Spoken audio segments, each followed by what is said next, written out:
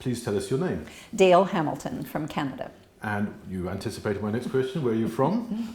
Near Toronto, Canada. And what year were you born? Oh, 1956. And what do you do? I'm a writer / activist. Okay, your 60 seconds starts now. 1, Donald Trump. Oh, 0 if there, or negative 100. 2, Greta Thunberg. 90. 3, Toyota. 40. 4, the Olympics. Ooh, 30. 5, California. 70. 6, Mark Zuckerberg. 5. 7, Nike. 5. 8, Hitachi. 20. 9, Cuba. 10. 10, Exxon Oil and Gas. 2. 11, Pakistan. 50. 12, the Beatles. 90. 13, Arnold Schwarzenegger.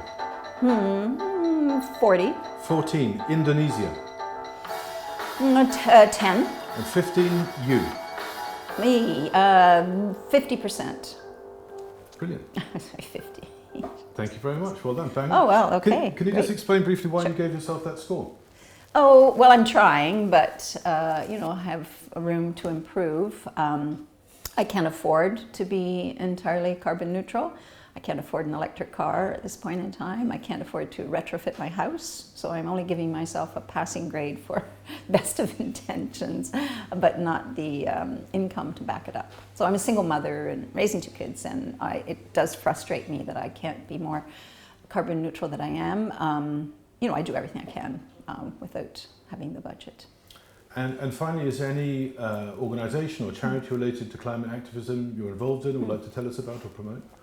Yeah, I'm very involved with an organization in Canada called the Rural Urban Learning Association, and we are bringing together rural and urban communities it's for community development, but these days we are very much focusing on climate change solutions because it, of course, is the most, if there's no world, we don't need any community development, so we see it as, of course, an emergency and have refocused our efforts on climate change solutions, focus on the solutions because we do know what to do.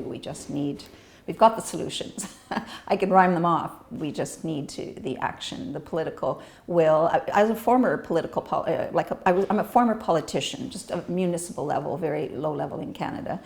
But I do have more sympathy than most for politicians. I was a delegate in Madrid, at COP25, and the vast majority of the politicians were doing their best under very difficult circumstances. People in the street, I sometimes get a bit frustrated with when they're going, what do we want? Climate action. When do we want it? Now. And I'm going, well, that's so simplistic, too simplistic, that having seen, at least to some extent in Madrid, the complex negotiations that go on and the compromises that have to be made to get anywhere, I just have more sympathy than maybe the average. It's not just a function of age, but I think sometimes young people, I've seen some of them interviewed and I go, okay, they just don't have a grasp of the United Nations process or what it takes to actually negotiate a deal that at least is a few steps forward.